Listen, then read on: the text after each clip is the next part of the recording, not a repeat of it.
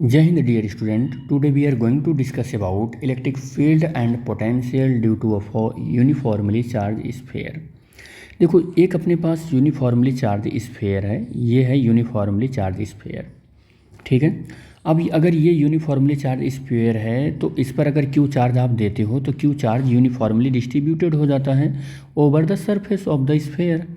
इस स्फीयर के सरफेस पर ये चार्ज क्या हो जाएगा, यूनिफॉर्मली स्प्रेड आउट हो जाएगा और इक्वली होगा। ठीक है, इक्वली क्या होगा, ऐसे डिस्ट्रीब्यूटेड हो जाएगा। सपोज कर लेते हैं कि इस चार्ज स्फीयर की जो रेडियस है वो रेडियस कितनी है, कैपिटल आर है, और इसका सेंटर जो है वो ओ है। ठीक है, ये इसका सेंटर क्या है, ओ है। तो हमने इसको क्या दिया है, क्यू चार्ज दे रखा है इस पूरे, कह सकते हैं, स्फीयर पर। ठीक है, ये आपको समझ में आ गया होगा। अगर हमने इस स्फीयर को चार्ज दिया है तो इस पर जो चार्ज डेंसिटी होगी वो कौन सी चार्ज डेंसिटी होगी, सरफेस चार्ज डेंसिटी होगी। क्या होगी, सरफेस चार्ज डेंसिटी होगी।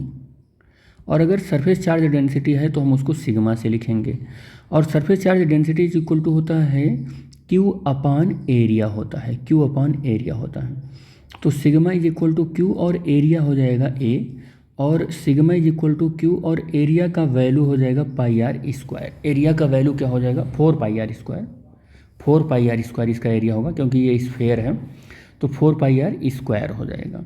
और क्यू इज इक्वल टू क्या हो जाएगा, 4 पाई और सिग्मा आर स्क्वायर। ऐसे यहाँ पर सरफेस चार्ज डेंसिटी हो जाएगा इसका। ठीक है, हम क्या करते हैं कि इसके सेंटर से स्मॉल आर पॉइंट पर दूर, स्मॉल आर पॉइंट पर दूर एक पॉइंट है पी, जिस पर हम intensity of electric field and potential difference दोनों कैलकुलेट कर सकते हैं।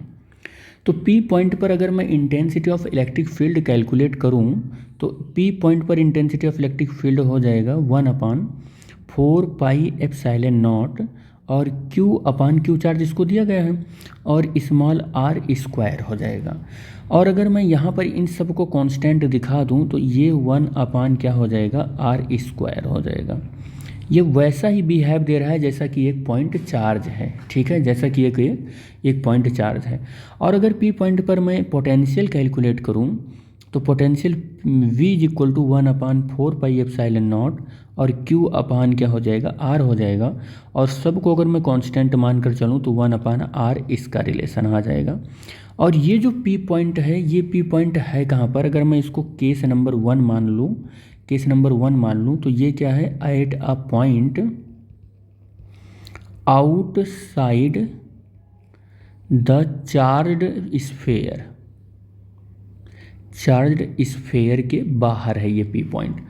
तो क्या ऐसा नहीं हो सकता है कि मैं इलेक्ट्रिक फील्ड इंटेंसिटी कैलकुलेट करूं इस वाले पॉइंट पर, इस वाले पॉइंट पर intensity of electric field calculate करूं? यानी कि मैं ऐसा भी तो मान सकता हूं कि केस नंबर 2 लगाऊं मैं, केस नंबर 2 लगाऊं मैं, और उस पर लिखूं कि at a point on the surface. ऐसा भी तो लिख सकता हूं कि at a point on the surface. यहाँ भी तो कैलकुलेट कर सकता हूँ, सरफेस पर भी तो कैलकुलेट कर सकता हूँ ना। तो सरफेस पर अगर मैं कैलकुलेट करूँ तो intensity of electric field surface पर अगर मैं कैलकुलेट करूँगा, और ई नॉट का मतलब ई जीरो यानी आउटसाइड है ये, और यहाँ ई एस का मतलब है सरफेस पर है इंटेंसिटी ऑफ इलेक्ट्रिक फील्ड। तो यहाँ पर फार्मूला हो जाएगा 1/4 पाई एप्सिलॉन नॉट, और क्यू अपॉन, देखो यहाँ पर जो आपका डिस्टेंस आर है वो कैपिटल आर के इक्वल हो गया है, कैपिटल आर के इक्वल हो गया है, तो आर स्क्वायर हो गया। स्फीयर का जो आर है वो कैसा है, वो तो कांस्टेंट है। स्फीयर का रेडियस बढ़ने वाला नहीं है, ना तो घटने वाला है, तो ये कांस्टेंट है। तो हम यहाँ पर स्मॉल जो ई एस है, intensity of electric field at the surface है, इस पूरे वैल्यू को मैं के कह रहा हूँ, और ये क्यू अपान क्या हो जाएगा, आर स्क्वायर हो जाएगा। और के क्यू की वैल्यू हम यहाँ रख दे रहे हैं क्योंकि क्यू की value 4 pi sigma R square हमने कैलकुलेट कर रखी है। 4 पाई और क्या था, सिग्मा आर स्क्वायर, सिग्मा और आर स्क्वायर, और अपॉन आर स्क्वायर है, ये वैल्यू हम यहाँ रख सकते हैं। लेकिन एक बात और आपको बताते चले हम कि स्मॉल आर यहाँ पर कैपिटल आर के इक्वल हो चुका है। मैंने यहाँ पहले ही लिख दिया है, स्मॉल और कैपिटल आर के क्या हो चुका है, इक्वल हो चुका है। तो अब अगर मैं ई सरफेस पर निकालूं, यानी intensity of the electric field, intensity of electric field at the point at the surface अगर मैं निकालूं, तो ये हो जाएगा के 4 पाई और सिग्मा आर स्क्वायर अपान कितना हो जाएगा, आर स्क्वायर अपान कितना हो जाएगा, आर स्क्वायर। आर स्क्वायर से आर स्क्वायर कैंसिल हो जाएगा, के की वैल्यू भी रख दो, देखो थोड़ा बहुत कैंसिल हो जाएगा। 1/4 पाई एप्साइलन नॉट और इंटू 4 पाई सिग्मा अपॉन 1। तो 4 पाई से 4 पाई कैंसिल हो जाएगा, सिग्मा अपॉन क्या मिलेगा, एप्साइलन नॉट मिलेगा।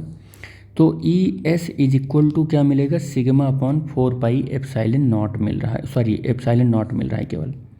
तो यहाँ पर इंटेंसिटी ऑफ इलेक्ट्रिक फील्ड आपको कैसे मिल रही है, सरफेस पर आपको एक constant intensity of electric field मिल रही है। कैसे मिल रही है, एक constant intensity of electric field मिल रही है। तो जहाँ पर आपने ये इलेक्ट्रिक फील्ड कैलकुलेट किया, अब आपको यहीं पर पोटेंशियल भी कैलकुलेट करना पड़ेगा, ठीक है। तो electric potential at the surface अगर हम कैलकुलेट करें, electric potential at the surface, electric potential at the surface अगर हम कैलकुलेट करें, सरफेस कैलकुलेट करें। अच्छा एक बात और बता दूं आपको, बहुत सारे बुक में क्या होता है, 4 pi epsilon naught dielectric constant capital K भी ऐड कर देते हैं। तो बहुत सारी बुक में यहाँ कैपिटल के भी आता होगा, तो डोंट वरी, इससे पैनिक मत होना, ये डाई इलेक्ट्रिक कांस्टेंट के आ जाता है, ये के नहीं होता। इस के की यहाँ पर ये स्मॉल के से लिखते हैं, जिसकी वैल्यू 1/4 पाई एप्सिलॉन नॉट हम लिख सकते हैं, जो कि यहाँ पर हमने ऐसे लिखा है, ये वैल्यू लिख रखी है, ठीक है। तो electric potential at the surface अगर मैं लिखूंगा, तो पोटेंशियल सरफेस पर कितना हो जाएगा, 1/4 पाई एप्सिलॉन नॉट और कैपिटल के डाई इलेक्ट्रिक कॉन्स्टेंट और Q अपान कैपिटल R हो जाएगा। जब ये वैल्यू 1/एप्सिलॉन नॉट और एप्सिलॉन नॉट Q की वैल्यू अगर हम रखें तो कितना हो जाएगा, देखो एप्सिलॉन नॉट इंटू K, यहाँ से कुछ कैंसिल होगा, कुछ नहीं कैंसिल होगा, ऐसे एज इट इज़ रखो इसको, 1/4 पाई एप्सिलॉन नॉट और के और Q की वैल्यू रखो 4 pi sigma R square upon R।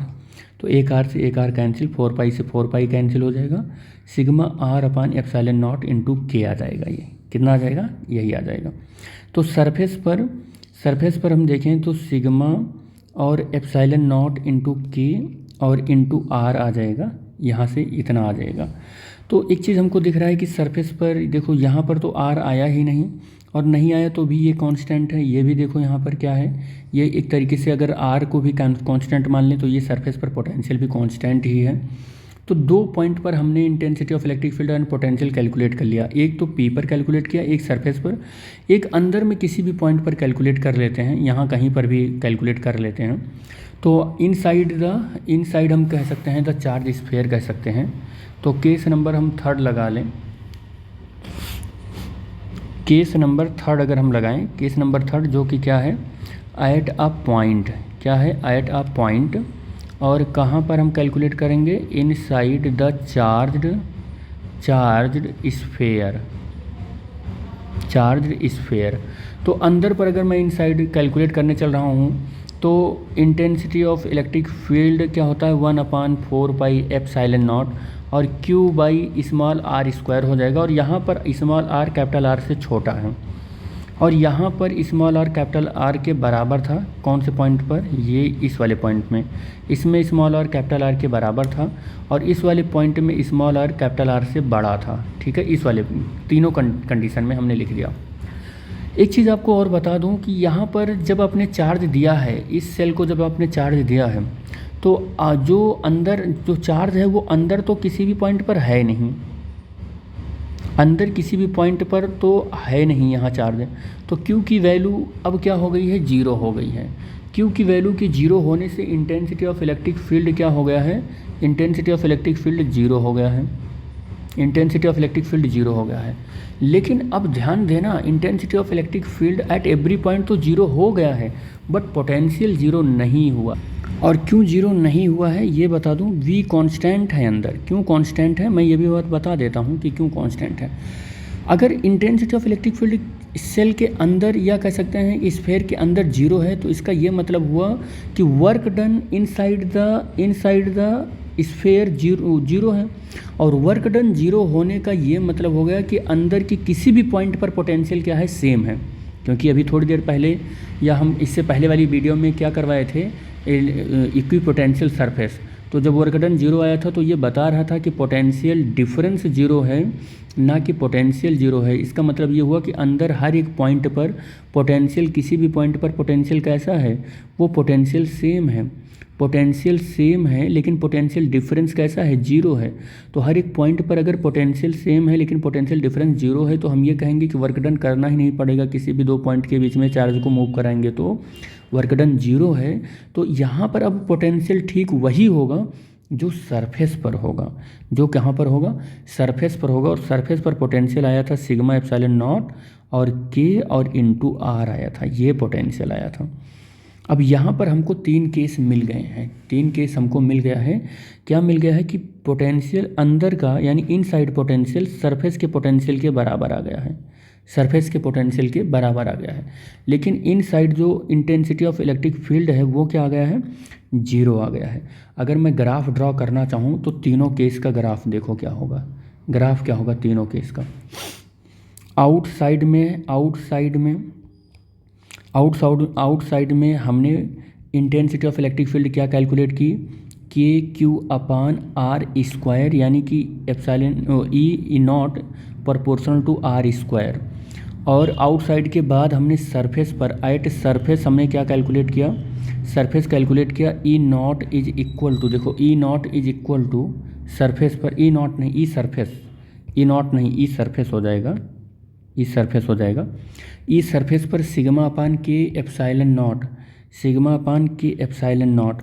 और इन साइड पर हमने क्या किया, इन साइड में क्या किया, इन साइड में इलेक्ट्रिक फील्ड इन साइड हमने क्या किया, E is equal to E naught, E I is equal to zero. अब अगर मैं एक स्फेयर बनाऊं, एक स्फेयर बनाऊं और ये स्फेयर की रेडियस है, ये स्फेयर की रेडियस है ये यहाँ पर, और ये थोड़ा सा इस तरीके से ऐसे, ये रेडियस है, ये रेडियस है आर, यहाँ पर ओ पॉइंट है। तो इंटेंसिटी ऑफ इलेक्ट्रिक फील्ड अगर मुझे दिखाना है, इंटेंसिटी ऑफ इलेक्ट्रिक फील्ड अगर मुझे दिखाना है तो अंदर कैसा है, जीरो है। जीरो का मतलब क्या है, intensity of electric field zero होने का मतलब क्या है कि ये है इसकी इंटेंसिटी ऑफ इलेक्ट्रिक फील्ड, ये जीरो है, ये जीरो है इंटेंसिटी ऑफ इलेक्ट्रिक फील्ड, ये जीरो हो गया। सरफेस पर कैसा है, कांस्टेंट है, सरफेस पर कैसा है, कांस्टेंट है और सडन बढ़ा हुआ है, कांस्टेंट सडन बढ़ा हुआ है। और ये वैल्यू देखो, ये वैल्यू आर जो है वो लेस देन कैपिटल आर है, और यहाँ पर आर की जो वैल्यू है वो जीरो है, और यहाँ पर ये वाले पॉइंट पर स्मॉल आर की वैल्यू कैपिटल आर के इक्वल हो गई है ये वैल्यू, और यहाँ तक आ गई है ये वैल्यू, यहाँ तक आ गई है। अब क्या होगा सरफेस पर, और उसके बाद अब ये फॉल होगा इंटेंसिटी ऑफ इलेक्ट्रिक फील्ड का, ये कैसे फॉल हो रहा है, ई प्रोपोर्शनल टू 1/r स्क्वायर के। इस तरीके से हमारा इंटेंसिटी ऑफ इलेक्ट्रिक फील्ड का ग्राफ मिलेगा। यहाँ पर क्या है, ई सरफेस है, और यहाँ पर क्या है, यहाँ पर क्या है, ई आउटसाइड है, आउटसाइड का इंटेंसिटी ऑफ इलेक्ट्रिक फील्ड है, इसका ये ग्राफ बनेगा। इधर हमने इंटेंसिटी ऑफ इलेक्ट्रिक फील्ड लिया और इधर हमने क्या लिया, डिस्टेंस आर लिया है। ये point R equal to zero है जो कि हम ओ पॉइंट से रिप्रेजेंट कर रहे हैं, और ये पॉइंट है R equal to capital R के, ठीक है। इस तरीके से intensity of electric field vary करेगा। लेकिन एक ग्राफ और आपको बना के दिखाता हूँ जो कि पोटेंशियल डिफरेंस के लिए है। तो अगर मैं आउटसाइड पर पोटेंशियल दिखाऊँ, आउटसाइड पर पोटेंशियल दिखाऊँ, आउटसाइड पर पोटेंशियल दिखाऊँ तो V इज इक्वल टू के क्यू अपान आर आया था, यानी कि V प्रोपोर्शनल आउटसाइड आर आया था, ये आया था। और अगर मैं इन साइड सरफेस पर दिखाऊँ एट सरफेस, तो एट सरफेस अगर दिखाऊँ तो एट सरफेस पर V प्रोपोर्शनल कितना आया था, सरफेस पर कितना आया था, ये R के बराबर आ गया था, कितना आ गया था, R के बराबर आ गया था, ठीक है। तो V R के बराबर आ गया था, सॉरी कितना आया था, V surface sigma upon epsilon not के, सिग्मा अपान एप्सिलॉन नॉट के और इनटू R आ गया था। और इन साइड कितना आया था, इन साइड कितना आया था, इन साइड कितना आया था, तो V is equal to V surface के बराबर आ गया था, V सरफेस के। बराबर आ गया था। अब अगर आप इसका ग्राफ बनाना चाहोगे तो कैसे बनाओगे, ये हो जाएगा एक ग्राफ,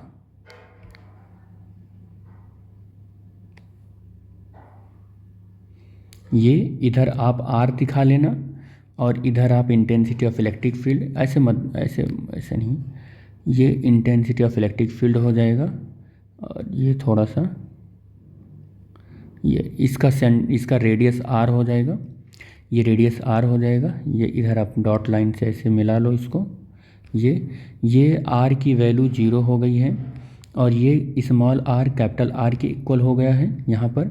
और अब चलते हैं हम इन साइड से, इन साइड और आउट साइड पर वी एस कॉन्स्टेंट है, तो सपोज कर लेते हैं कि ये हमारा क्या है, कॉन्स्टेंट वैल्यू है, ये कॉन्स्टेंट वैल्यू है और V inside V surface के इक्वल है, वी इक्वल है यहाँ पर, ठीक है। और बाहर कैसे डिक्रीज हो रहा है, ये 1/r के, तो इतना स्लोप नहीं गिरेगा जितना कि मतलब इसमें इतना स्लोप नहीं गिरेगा जितना इसमें गिरा हुआ है, क्योंकि यहाँ स्क्वायर है, यहाँ स्क्वायर नहीं है, ये देख लो स्क्वायर नहीं है, तो यहाँ पर बहुत स्मूथ सरफेस ऐसे चलने वाला है, बहुत स्मूथ सरफेस ऐसे चलेगा और ये क्या हो जाएगा, v प्रोपोर्शनल 1/r हो जाएगा और यहाँ पर r greater than capital R के हैं, ठीक है। और ये इस पॉइंट को मैं O कह दे रहा हूँ और इस यहाँ पर अंदर में यहाँ पर r is less than capital R है, ठीक है। लेकिन फिर भी इन पोटेंशियल दोनों पर, अंदर और सरफेस पर पोटेंशियल कैसा है, सेम ही रहने वाला है, पोटेंशियल सेम रहने वाला है, ठीक है। तो कुछ इस तरीके से पोटेंशियल का ग्राफ ये मिलता है और इंटेंसिटी ऑफ इलेक्ट्रिक फील्ड का ग्राफ ये मिलता है। पोटेंशियल का ग्राफ ये मैं दिखा दे रहा हूँ रेड कलर से, ये ऐसे मिल जाएगा, ठीक है। ये पोटेंशियल का ग्राफ है। तो इस लेक्चर में बस इतना ही बेटे, हम लोग नेक्स्ट लेक्चर में बात करेंगे पाइसन एंड लाप्लासियन इक्वेशन की। तो thanks for watching the video, thank you बेटा।